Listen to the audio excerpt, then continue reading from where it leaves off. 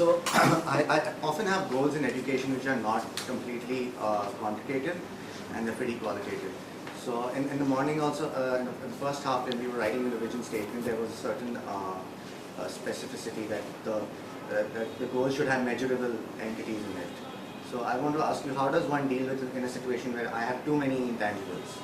Too many intangibles. Yeah, like. Okay. So can you? Okay. Can you give an example? Yeah, and then we can build on that. So student engagement level, for instance, the academic marks is the scholastic test that might not always show the achievement, but the student engagement level, the classroom behavioral level, for instance, the violence level also, we don't often measure how many fights we have in class.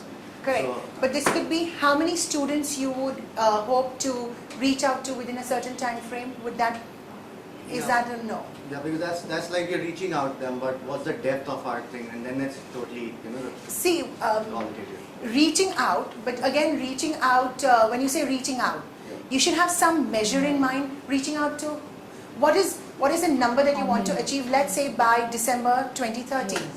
Would you like to reach out to 10 schools? Would you like to reach out to 50 schools? Or 5 schools in this particular area, and then in depth in those 5 schools? Or just, again, the level of engagement in its school, you could reach out to 100. But how deeply are you involved with them? Or you could reach out to 10 and work get very involved and work in depth with them. So those could be the measures. How many schools do you want to reach out to? You said reach out. Let's take 100. 100? Is that realistic? 100 by 2013 December? Yeah. Is that realistic? Do you have the financial and the manpower resource to do that? No, but we hope to generate that by August again. Right. So you hope to do that, but then if you, let's say you have a goal which says by the end of December 2013, we would have reached out to 100 schools. Reached out. Again, that's a very vague term. What do you mean by reach out?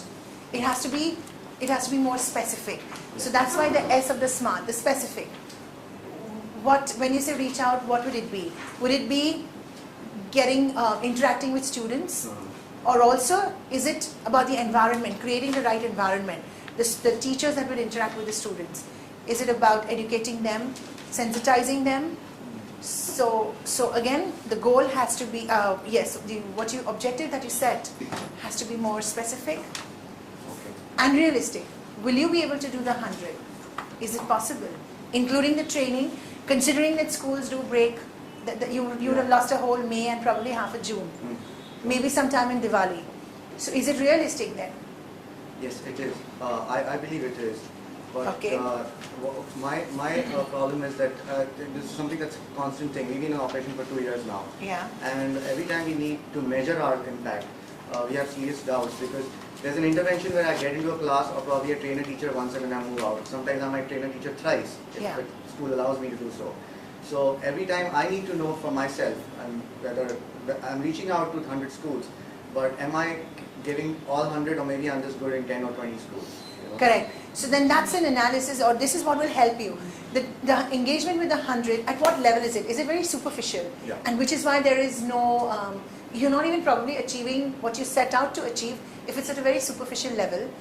And if you do that with, let's say 100, and instead if you did with 10, your impact would be greater. The numbers would be smaller, the numbers that you reach out to would be smaller, but the impact greater, which in the long run is actually what you would like to achieve. Actually, I'd like to reach out to many. To many, but if it's at a superficial level, you're not really Making a change. making not that making a difference. change. The difference. So my argument would be there, but that I'm okay with doing a 5% to 15% change in probably hundreds and thousands of them. But for some students, I might get an 80 to maybe a 90% change transformation in their lives.